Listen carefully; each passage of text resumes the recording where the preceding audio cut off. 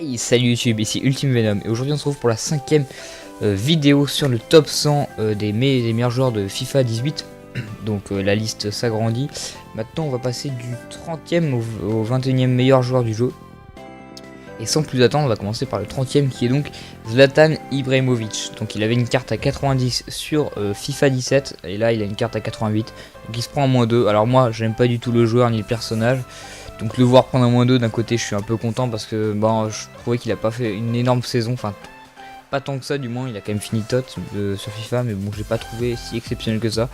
Donc on va regarder ses stats, 65 de vitesse c'est vraiment très faible. Et après regardez le reste, hein, 82 de dribble, 88 de tir, 81 de passe, 82 de physique. C'est fort, après 4 étoiles de technique. Donc franchement c'est un bon pivot du moins parce que bon, tu vas pas prendre de vitesse des Bonucci, des Chiellini, même des Ramos, donc bon, à mon avis Zlatan c'est pas plutôt le profil pour ceux qui jouent en rapidité.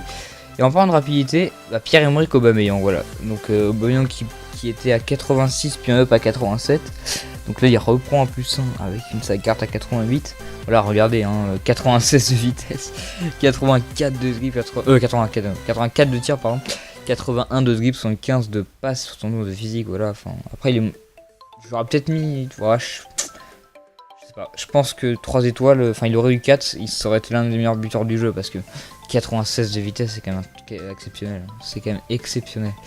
On va passer maintenant à un gardien, c'est Hugo Lloris, donc le portier français qui a 88 et l'an dernier il avait aussi 88. Donc voilà, hein, vous avez ses stats sous les yeux. J'ai envie de dire normal dans le sens où il était très important à Tottenham.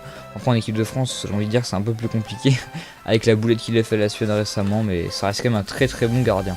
Ensuite nous avons Diego Godin. Alors Godin qui était à 88 aussi, donc il a pas bougé on va dire.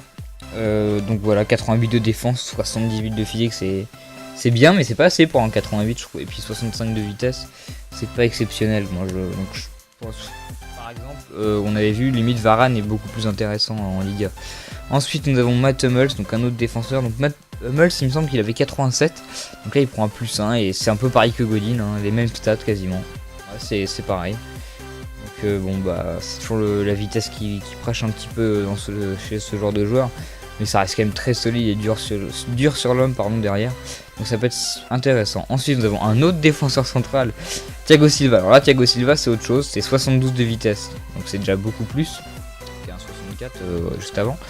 Après 88 de défense c'est bien, 79 physique ça. En physique j'aurais peut-être mis un peu plus. En courage je lui aurais mis 2. Parce que bon dans les gros matchs il a peur de jouer. Donc bon. Non c'est vrai que c'est un bon défenseur mais bon après j'aime pas voir la Ligue 1 à ce niveau-là, mais il faut dire ce qui est.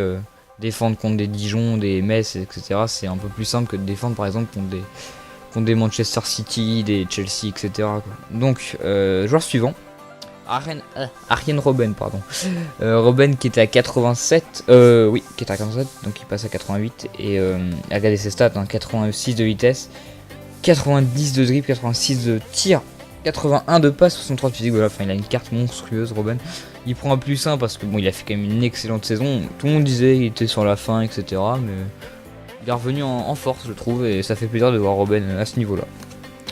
En 23ème position nous avons Leonardo Bonucci. Donc Bonucci qui était à 87, donc il prend un +1.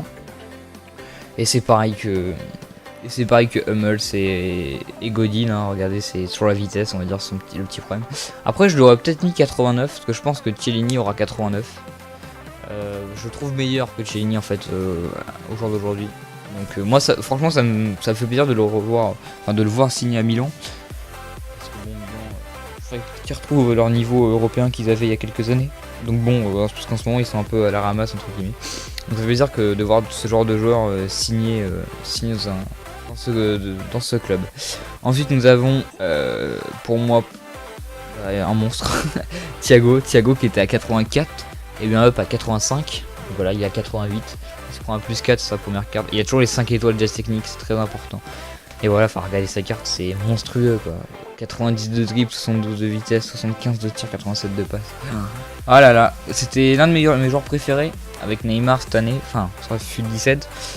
Donc je pense que ça va être pareil cette année, hein. Regardez, oh là là, 88 de général, je vais me régaler si j'arrive à l'avoir dès le début. Et on va tout de suite terminer par le dernier joueur, pardon. C'est Paulo Dybala. Et cette carte par contre il est en MOC, donc milieu offensif central, alors qu'avant il était en buteur. Donc c'est plutôt par rapport au dispositif qu'utilise Allegri. Puisque maintenant c'est plutôt Higuain qui est en pointe et Dybala juste derrière, donc c'est ça. Il avait un 85 puis un up à 86, donc là il reprend un plus 2 sur sa dernière carte. Regardez sa carte, 86 de vitesse, 91 de dribble, 85 de tir, 81 de passe, 4 étoiles de geste technique.